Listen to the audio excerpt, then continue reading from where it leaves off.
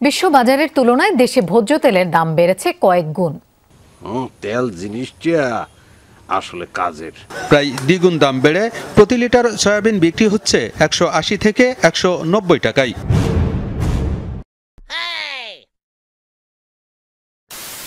দেশের নেতারা তেল ছাড়া তরকারি রান্না করা শিখাইলো, কিন্তু চাউল ছাড়া ভাত রান্না করা শিখাইলো না কেন? চাউলের দাম যখন বাড়বে তখন শিখাবে, ওয়েট করেন।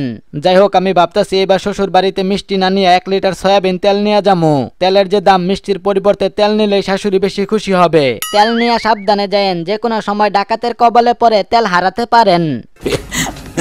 প্রিয়, আর বাধা হইল না ঘর, দিনে দিনে বেড়েই চলছে সয়াবিন তেলের দর। মুসাদ্দেক ভাই, আপনি একটা কাজ করেন, যার তেলের গোডাউন আছে তার মাইয়ারে বিয়ে করেন।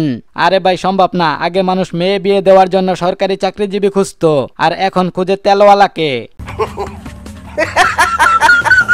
আমি সিদ্ধান্ত নিয়ে ফেলাইছি, আগামীতে ধান চাষ করব না, সরিষা চাষ করব। ভাই, আপনার সরিষা ক্ষেত পাহারা দেওয়ার জন্য আমারে রাইখেন। আমি শিয়ালের কাছে মুরগি বাগি দেই না। এত বড় অপমান। গতকাল আমার বউ সয়াবিন তেলের পরিবর্তে কেরোসিন তেল দিয়া তরকারি রান্না করছিল। সেই তরকারি খাইয়ে আমার পেটের ভিতর টাঙ্কি মারা শুরু হয়েছে। কেরোসিনের পরিবর্তে ভাবি যদি মোবিল দিয়া তরকারি রান্না করতো, তাহলে আপনার পেটের ভিতর আর টাঙ্কির মায়ের লগে প্রেম করে আমি 3 বার ছেঁকা খাইলাম। লাস্টেরটাই বই লাগেছে 1 লিটার সয়াবিন তেল দিলে 1 কেজি ভালোবাসা দিবে। আমার ভালোবাসা ধুয়ে কি আমি পানি খাবো না? যাই হোক, আগের দিনে কত বাংলাদেশি তেল দিয়া পাকিস্তানি মুরগি রান্না করে খাইতাম, এখন সেই সুযোগটা আর নাই।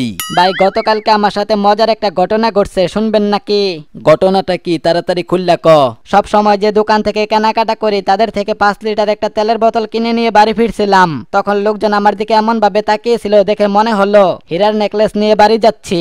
তোর এই ঘটনা যদি বিশ্ববাসী জানতে পারে, তাহলে তো গ্রিনিস বুকে রেকর্ড হবে। গ্রিনিস বুকে রেকর্ড হবে কিনা জানি না, তবে বাহুবলী সিনেমার নায়ক তেল বলে সিনেমা বানাবে, এটা শিওর। গতকাল বিটিভিতে একটা অ্যাডভার্টাইজ দেখলাম, কিন্তু তখন আমি কিচ্ছু বুঝতে পারি নাই। আজকে তেলের অবস্থা দেখে সম্পূর্ণটাই বুঝতে পারলাম। মানে কি কইতাছো? একটু খুলে বলুন। অ্যাডভার্টাইজটা এরকম ছিল, ছেড়ে দে শয়তান, দেহ পাবি মন পাবি, কিন্তু সয়াবিন তেল পাবি না। তেলের দাম বাড়ার কারণে সবচেয়ে বড় ক্ষতিটা হয়েছে আমার। কেন, আপনার আবার কি হইল? আমার গার্লফ্রেন্ড এক তেল ব্যবসায়ীর লগে ভাগ্যে গেছে গা। থাক ভাই, দুঃখ নিয়েন না, তেলের দাম স্বাভাবিক হলে সে আবার ফিরে আসবে। মানুষ গরিব হইতে পারে, কিন্তু বাসি খাবার খাই না। গতকাল রশিদ খানকে দেখলাম গুলিস্তানের মোড়ে সয়াবিন তেল ভিক্ষা করতে। ভাই, এইভাবে সত্য বলে আমার মান সম্মানটা না মারলেও পারতেন। ভাই, কিছু করার নেই, নিয়ম এটা। যাই হোক, সবশেষে বাণিজ্য মন্ত্রীর উদ্দেশ্যে কিছু কথা বলতে চাই।